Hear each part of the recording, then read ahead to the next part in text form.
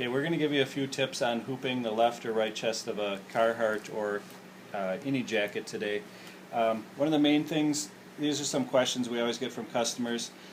Basically, the two rough parts of the hoop have to go together. The metal parts with the printing on go away from each other. So when you put them in the fixture, basically put the rough side of the bottom hoop up. Now this clip is kind of special. With the thicker jackets, anything over a sweatshirt, you basically want to use the shorter slot in the clip. That basically makes it not retain the bottom hoop.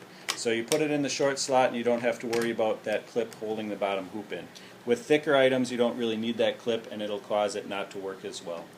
Okay, so when we want to hoop a jacket, basically the first thing you want to do is you want to get some kind of mark on the jacket. We're just going to use that mark to set up our T-square and our measuring devices on our fixture.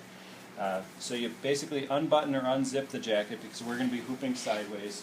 Now, there is a video that explains all of the information on how to hoop a jacket sideways. We're just going to go through it real quick. If you want to see the video, it's at hoopmaster.com under videos. Okay, so basically what we do, we're going to pull the jacket on here and get our rulers set up. So I'm going to take my mark and I'm going to make sure that it's right in the middle of my hoop. Once it's in the middle, I'm going to look at where the jacket is on the fixture here. I'm basically pulled on this one right to the edge of the hinge. So if I remember that for next time, I don't have to mark the next jacket.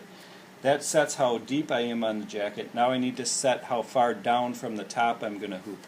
So basically, I want to move my T-square so I measure from something consistent, either where the V is on the collar, the tip of the collar, anything that's going to be consistent on the jacket. So I'm just going to slide my ruler. I'm going to use the V here. So basically I'm right at that point. I'll just tighten my ruler down.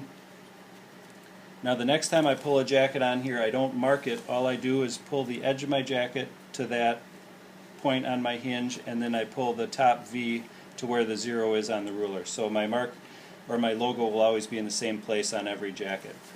Okay, now to hoop this jacket, again you put the hoop in so that the rough side is up, and then this hoop goes right on the arms. It should lock in place.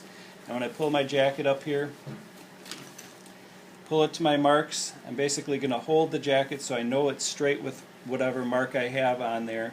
Make sure everything's even, and then I just press my hoop down. Now one of the keys to hooping something really thick like this is when you take it out of the fixture, put your fingers underneath the hoop and actually grab the bottom ring.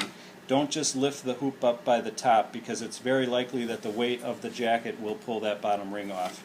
Even though there's plenty of strength to hold that bottom ring, you still don't want to use the jacket weight on it. It'll just make it come off easier. So the first thing I do is flip it over, just make sure the lining, everything is nice and tight. If there was a big bubble in the lining, I might want to re-hoop it. This one's pretty good, but you can see that there should be plenty of force holding that bottom ring onto that jacket. So at this point you basically hold the hoops together again with your fingers and you can carry it to your machine. Now once it's at your machine, the machine's actually supporting the hoop again. But you do want to carry it together and pinch the two hoops together until you get to the machine. Once it's on the machine, just make sure a lot of the weight of the jacket is off of the hoop so that the hoop can move freely. If the garment drags on the machine anywhere, that could also pull the bottom ring off. So that's a lot of the tips for just hooping a normal Carhartt jacket. Now that would be in a normal placement, which is usually pretty easy for the hoops. You can also hoop in spots that are a little more difficult, like by the pocket or over a zipper. Sometimes you need to hoop in those areas, and we'll show you how to do that. It's basically all the same.